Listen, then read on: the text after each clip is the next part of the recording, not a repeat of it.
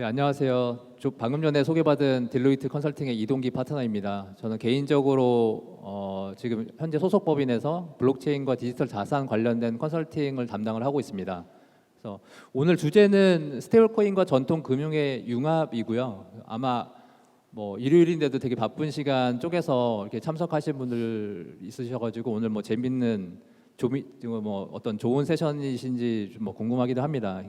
저희 세션에서는 지금 뭐 저도 그 어떤 전통 기업이고 지금 나머지 세 분의 패널 분들도 전통 기업들 입장에서 이거를 스테이블 코인을 어떻게 바라보고 있는지 이런 부분들에 대해서 좀 같이 말씀을 나누려고 하고요. 아마 앞전 세션하고는 조금 약간 그런 부분에서는 차이점이 있다고 생각을 합니다. 그래서 각 패널 분들께서 소속 회사랑 담당하고 있는 업무나 뭐 스테이블 코인에 대해서 뭐 간단하게 뭐 모두 발언하시고 그다음에 이제 본격적인 패널 토론 시작하도록 하겠습니다. 네, 안녕하세요. 저는 미래에셋 자산운용에서 글로벌 ETF 사업과 상품 전략을 담당하고 있는 박구빈입니다. 오늘 이렇게 만나뵐 수 있게 돼서 너무 감사한 자리라고 생각하고요. 저희는 주로 미국이나 유럽, 홍콩, 또 캐나다 등 주요 지역에 진출한 미래에셋 계열사들과 함께 펀드 토큰화 그리고 전통 자산과 디지털 자산을 연결하는 역할을 메인으로 담당하고 있습니다. 감사합니다. 네, 안녕하십니까. 저는 우리은행에서 디지털 자산에 대한 전략과 제휴를 담당하고 있는 한승훈입니다. 저는 전통금융의 신뢰성과 그리고 블록체인의 효율성을 연결해서 새로운 금융혁신 서비스 기획에 집중하고 있습니다. 오늘 만나게 되어서 반갑습니다. 네, 반갑습니다. 저는 LG전자에서 블록체인 연구실을 담당하고 있는 박병선입니다. 저는 가전업체에서 다양한 블록체인들을 살펴보면서 저희가 가지고 있는 가전 생태계나 고객에게 새로운 가치나 기회를 좀 제공하는 관점에서 다양한 아이디어들을 발굴하고 있고 실제 몇 가지 프로젝트를 운영하면서 미래를 좀 준비하고 있습니다. 만나 뵙게 돼서 반갑습니다. 네, 그래서 오늘은 여기 오신 분들이 이제 XRP 생태계 쪽이나 이렇게 파운데이션 쪽이 아니라 전통 기업들, 뭐 은행, 자산 운용사, 그리고 글로벌 제조 기업 이렇게 세 가지 섹터에서 오셨기 때문에 그 섹터 쪽에서 바라보시는 스테이블 코인에 대해서 좀 이제 말씀을 좀 여쭙고자 합니다. 그래서 뭐 앞전 시간부터 계속 들으셨겠지만 스테이블 코인이라고 하는 게 지금 달러 스테이블 코인이 전 세계적으로 한 99%의 비중을 차지하고 있고 한국에서는 뭐 이재명 신정부 들어와서 원화 스테이블 코인을 뭐 통화 주권 관점에서 금융 주권 관점에서 해야 된다 뭐 이런 논의들도 많이 활발하게 이루어지고 있습니다. 근데 기본적으로 스테이블 코인이라고 하는 게 지금 뭐 지급 결제 수단이라든지 송금 수단 여러 가지 뭐 유틸리티 여러 가지 이제 기능적인 역할을 기대를 하고 있습니다. 그래서 이 스테이블 코인을 각 사에서 각 섹터 입장에서 어떻게 바라보고 계시는지에 대해서 그냥 공통적으로 하이 레벨 단에서 한번 좀 말씀을 들어보도록 하겠습니다. 혹시 뭐 그 박구빈 인사님부터 한번 말씀을 부탁드리겠습니다. 네. 먼저 저는 스테이블 코인이 글로벌 금융의 기초 통화라고 생각을 하고 있습니다. ETF나 자산 운용의 관점에서 보면은 스테이블 코인이 갖고 있는 결제나 정산 기능 그리고 유동성 관리 그리고 기초 통화로서의 역할이 핵심인데요. 먼저 스테이블 코인은 뭐 잘 아시는 바와 같이 투자 자금 정산과 운용 자금 결제와 관련된 영역을 실시간으로 지원해 줄 수 있다라는 점에서 큰 의미를 갖고 있고요. 또 하나는 포폴리오 운용 관점에서 운용사 특화된 기능에서 본다면은 뭐 온체인 상에서 유동성을 공급할 수 있다라는 데 의의를 갖고 있습니다. 구체적으로 말씀드리면은 스테이블 코인을 활용해서 현금성 대체 자산을 투자하거나 관리하는 역할을 할 수 있고요. 또 하나는 그걸 담보로 해서 온체인 상에서 또 다르게 활용할 수 있는 기능을 줄 수 있다라는 점에서 의의를 갖고 있습니다. 또 마지막으로는 뭐 스테이블 코인은 디지털 자산 시장에서 달러와 같은 표준화된 기초 통화로서의 역할을 감당한다는 측면에서 저희는 의미를 갖고 있다고 생각하고요. 결국 스테이블 코인은 단순한 결제나 통화 수단일 뿐만 아니라 운용 업계 관점에서 본다면은 투자나 유동성 관리의 역할까지도 수행할 수 있게 해주는 기초 인프라가 될 수 있다라고 보고 있습니다. 네, 말씀 잘 들었습니다. 뭐 자산 운용사 입장에서 이제 설명을 한번 해주셨고요. 혹시 전통 금융 우리 은행 입장에서 한번 좀 말씀 좀 들어보도록 하겠습니다.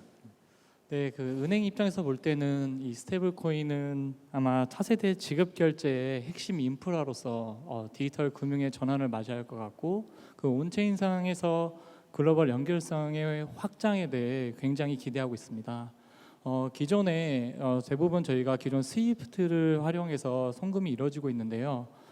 지금 만약에 스테이블 코인이 잘 활용이 된다고 하면 빠르고 저렴한 송금 서비스를 통해서 국경 간 결제 기능까지 확대될 거로 예상되고 있고요. 그러다 보니까 더 특히 뭐 무역 송금이나 뭐 B2B 결제 그리고 개인 송금까지도 확대돼서 많은 효율성을 가져올 수 있지 않을까 싶습니다. 그리고 두 번째로는 방금 모더레이터님 말씀하신 또 유동성 문제인데요. 실제 기존 스위프트는 단순 전문으로만 송신하고 있는 거지 자금이 가는 건 아닙니다.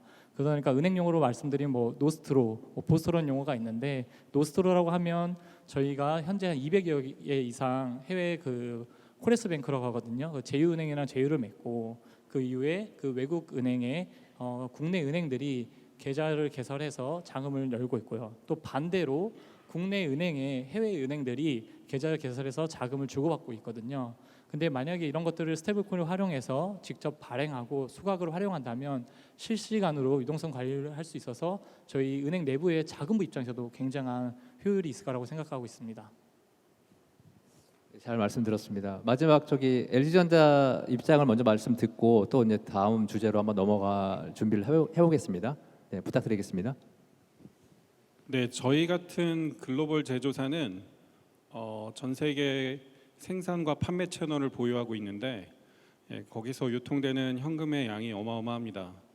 이제 스테이블 코인에 다들 뭐 아시는 것처럼 기술적 장점으로 생각해 보면 이제 수수료들이 좀 절감되고 정산 속도가 빠르고 또 스마트 컨트랙트 같은 기술을 통해서 프로세스가 자동화되는 부분들이 좀 강점일 텐데, 그걸 통해서 저희들이 가장 기본적으로 생각해 볼 수 있는 거는 뭐 사업 운영의 효율화일 것 같고요.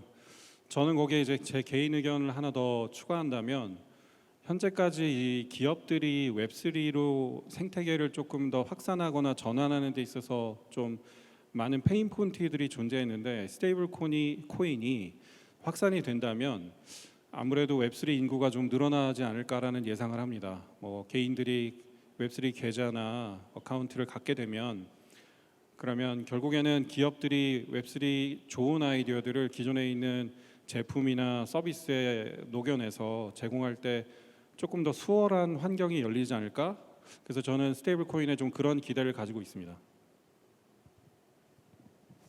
네, 뭐 세 분의 말씀 잘 들어봤습니다. 뭐 한번 종합적으로 간단히 생각을 해보면은 지금까지 어떤 뭐 대금 결제 아니면 금융 이런 데에서 사용되는 어떤 기술이나 인프라와 달리 아마 새로운 기술과 새로운 인프라로서의 기능을 스테이블 코인이 아마 제공을 할 것이라고 이런 기대를 좀 가질 수 있을 것 같습니다. 이제 두 번째로는 그러면은 어떻게 이제 LG전자 실장님부터 해가지고 뭐 이렇게 생각을 하시면 될 것 같습니다.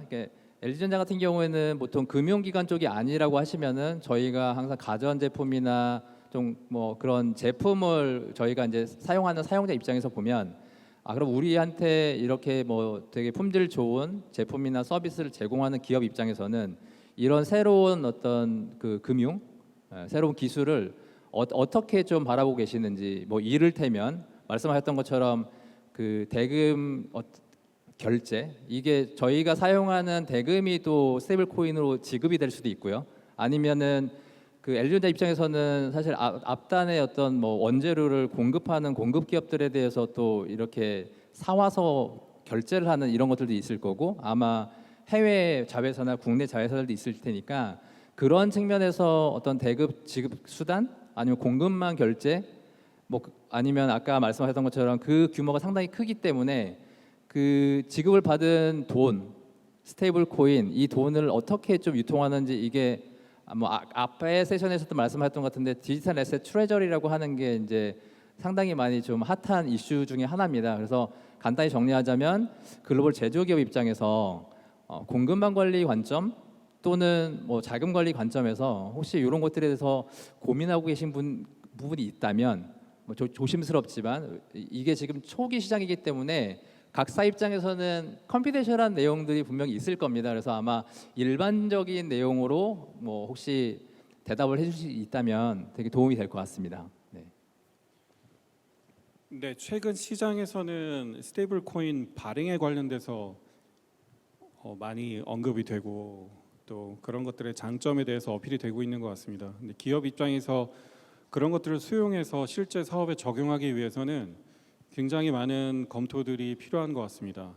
사실 그동안에는 은행이 책임지고 해주던 역할이 탈중앙화라는 네트워크에 저희가 이제 활용을 하게 되면 R&R 부분이 좀 더 모호해질 수가 있습니다. 기업이 어느 정도까지 더 책임 범위를 확대해야 될 수도 있고 또 저희가 관계돼 있는 공급사나 판매사들이 스테이블 코인을 실제로 다루는 것에 대해서 동의를 해줘야 되기 때문에 발행 외에 소비 측면에서 활용 측면에서 굉장히 많은 고민이 있어야 되고요. 당연히 규제 환경이나 기술에 대한 안정성 검토, 리스크 매니지먼트 같은 것들은 선행이 되어야 될 것 같습니다. 말씀 잘 들었습니다. 그럼 만약에 LG전자와 같은 이렇게 글로벌 제조 기업, 뭐 물론 B2B겠죠. 또 우리 개인 여기 계신 분들 개인에 대한 어떤 리테일 금융 이런 측면에서 우리은행 입장에서는 뭐 그 컴퓨테이션 내용은 제외하시고 일반적으로 은행 입장에서는 이거에 대해서 지급결제 새로운 지급결제 수단 이렇게 보고 계시는데 이거에 대해서 조금 뭐 준비를 하시는데 애로사항이 있다거나 아니면 이게 어떤 기회로 좀 확장될 거라고 생각하시는지 뭐 그런 측면에서 한번 좀 말씀을 부탁드리겠습니다. 앞서 말씀드렸다시피 스테이블 코인은 인프라 사업입니다. 단숨에 한 번에 확장이 될 수는 없을 것 같고요. 아마 천천히 스며들면서 확장성을 넓혀갈 거라고 생각하기 때문에 저희도 지금 당연히 시범 사업을 당연히 좀 진행하고 있고요. 또한 그 기술 그 중간 중간마다의 기술 검증을 통해서 이게 좀 더 고객들에게 나은 서비스를 제공했을지에 대한 충분한 검토를 하고 있습니다. 다만 무엇보다도 한국 시장에서 제일 중요한 건 규제 환경인데요. 지금 금융당국에서도 굉장히 많이 고민하고 있는 걸로 알고 있습니다. 특히 자본 유출입에 대한 외환 규제라든지 그다음 통화 정책 그리고 AML, KYC 준수 그리고 탈세 등의 문제가 굉장히 이슈가 될 수 있기 때문에 그런 것들이 스테이블코인에 대한 체계적인 규율 체계가 만들어져야 될 것 같고요. 당연히 그 이후에 이 규제와 그리고 혁신을 누가 잘 설계하느냐에 따라 굉장히 중요한 포지션을 차지할 것 같고요. 즉 쉽게 말씀드리면 금융의 그 컴플라이언스와 이 기술의 효율성이 잘 결합해서 잘 융합된다면 시장에서 굉장한 경쟁력을 갖고 있을 수 있지 않을까 싶습니다.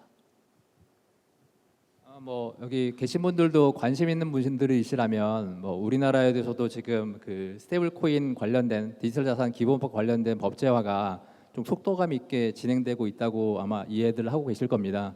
다만 그 금융기관 같은 경우에는 규제가 상당히 좀 많고 상당히 그 투자자나 이용자 보호라고 하는 게 되게 중요한 목적 중에 하나이기 때문에 산업을 진흥하는 거랑 또 이렇게 뭐 안전하게 신중하게 제도화하는 거랑 좀 고민이 좀 많으실 것 같습니다. 이제 아까 말씀하신 것처럼 규제에 대한 준비, 그 어쨌든 투자자 보호를 하는 그런 동시에 이 새로운 지급결제 수단인 스테이블 코인 사업을 준비하시는 거 이런 것들도 좀 많이 고민이 많으실 것 같고요. 아까 앞서 말씀하셨던 것 중에서도 아마 중앙은행에서 하는 CBDC 사업이 우리나라에서도 많이 진행됐던 걸로 알고 있는데 그거랑 좀 방향성이 좀 결이 다른 스테이블 코인을 더 준비하셔야 되는 또 애로사항도 좀 있으실 것 같습니다. 네.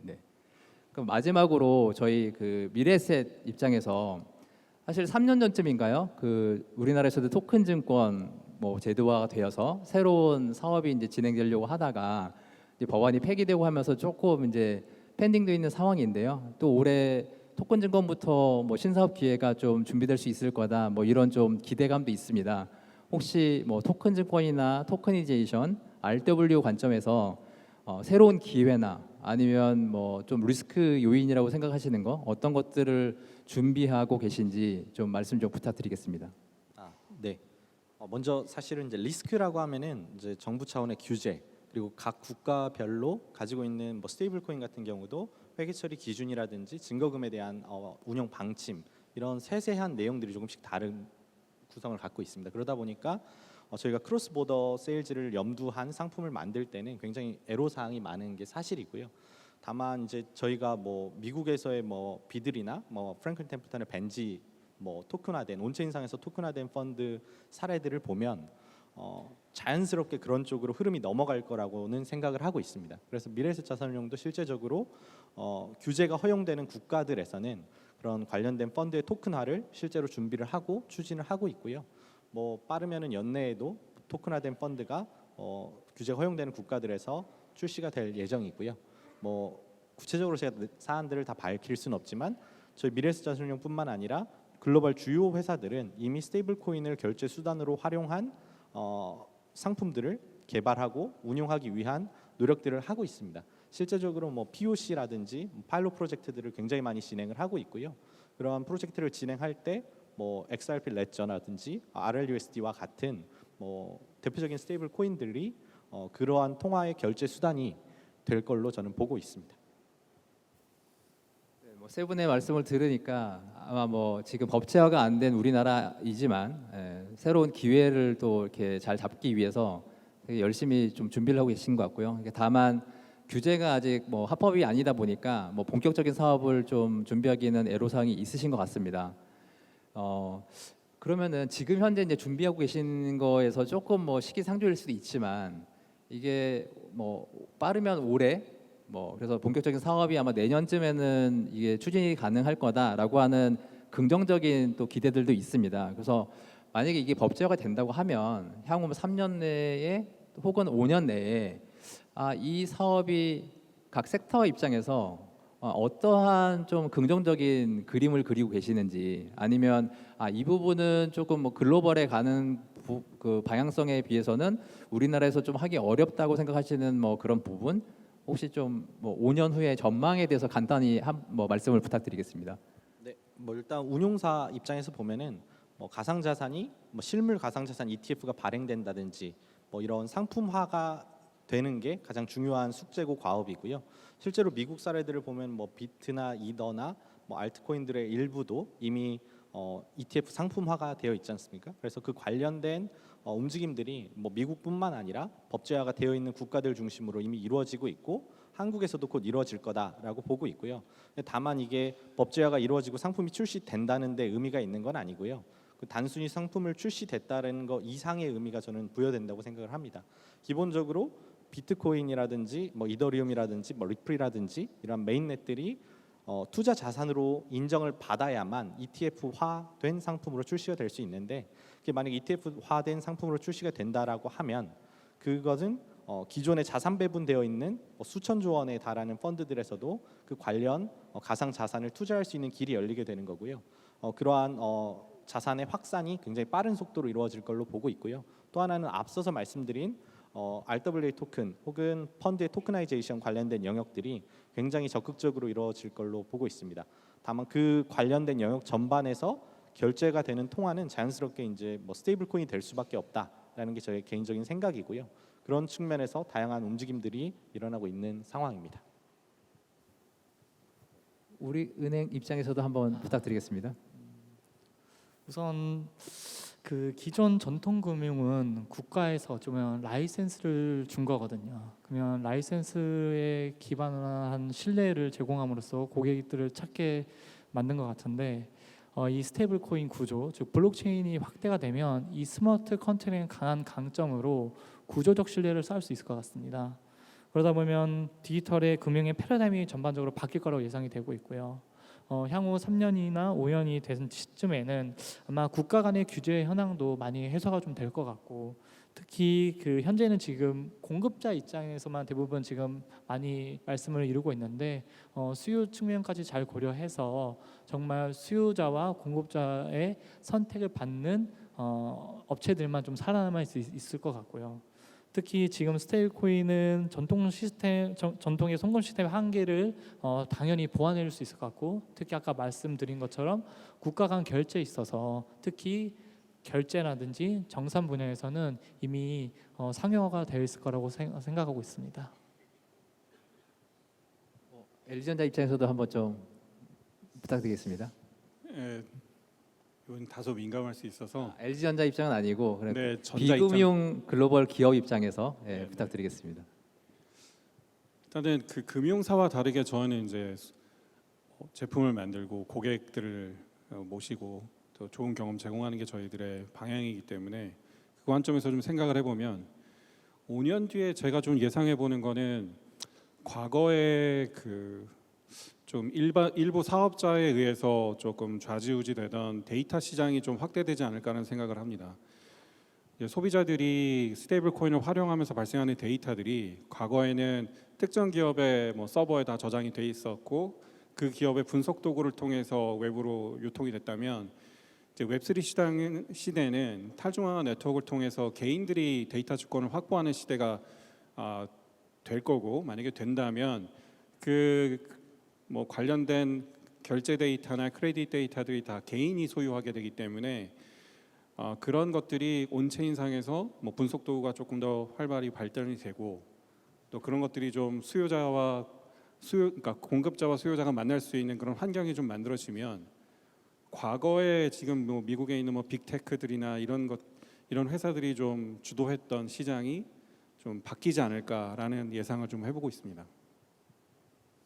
예, 저도 뭐 상당히 공감하는 말씀이었던 것 같습니다. 그러니까 기존의 웹2라고 하는 시대에서는 빅테크들이 고객사의 어떤 데이터들을 이제 독점을 하고 중앙에서 통제를 하기 때문에 그거에 대한 어떤 사용성 아니면 요즘에 보면 뭐 해킹 사고라든지 가용성 사태가 많이 발생을 하면 그 데이터를 사용하지 못하는 것 때문에 많이 뭐 그 이해 관계자들한테도 피해가 오고 뭐 이런 상황들이 많이 발생하는 것 같습니다. 근데 아마 웹3 시장이 된다고 하면은 그 익명화된 데이터들을 좀 같이 공유를 하고 이제 그 이후 단에는 그 데이터를 분석을 해서 조금 더 고차원적인 서비스가 나올 수도 있을 거라고 이제 예상이 되는 것 같습니다. 그래서 아마 지금 전통 기업 입장과 또 비금융 입장에서의 이제 말씀들을 좀 들어봤는데요.